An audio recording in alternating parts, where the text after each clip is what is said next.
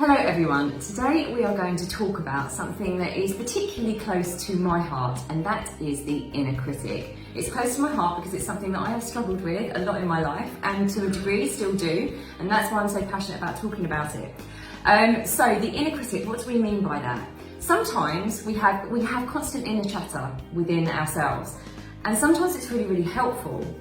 And sometimes it's really not helpful, and that's why it gets termed the inner critic. Because here's the thing, what we need to know about the inner critic is it's really important to get to know what it's saying and bring awareness to it in order to change it, because it will sabotage your success. That's right. Where it comes from is from the subconscious. Basically, the subconscious's role is to keep us safe. So any type of change, transformation, growth is a threat to our safety for the subconscious. So it'll trigger the inner critic. I like to think of it as trying to cross a rope bridge over a ravine to your goal, and your inner critic standing guard over that bridge, checking back through all your life experiences, all your beliefs, going, is it safe, is it safe, is it safe? Invariably the answer is no, but if you really want to cross that bridge and get to that goal, you've got to learn to overcome the inner critic.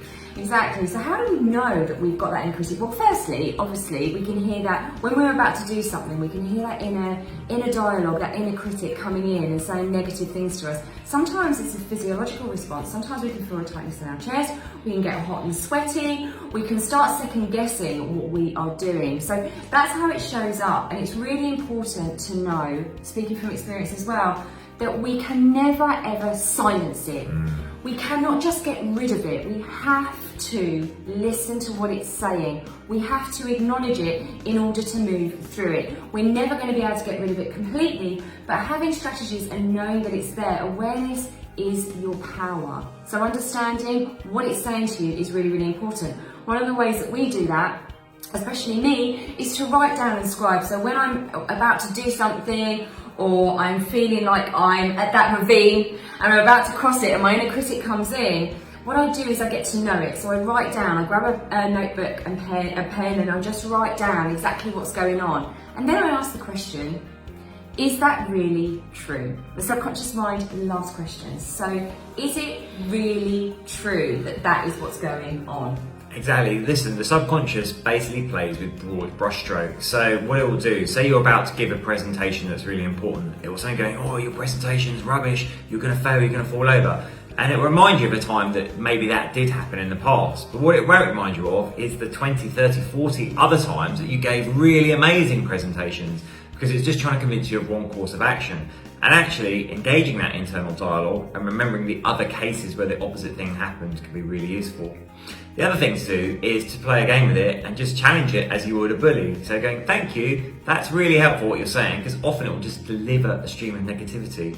But then ask it a question, as Claire said, what I had to ask me was like, so what's the solution you're suggesting? And you'll find it will often just fall quiet. So scribing, asking it questions are two strategies to use. The final one, really, there's so many, we could talk about this for such a long time. We've done whole hour sessions and Q&A sessions on this before.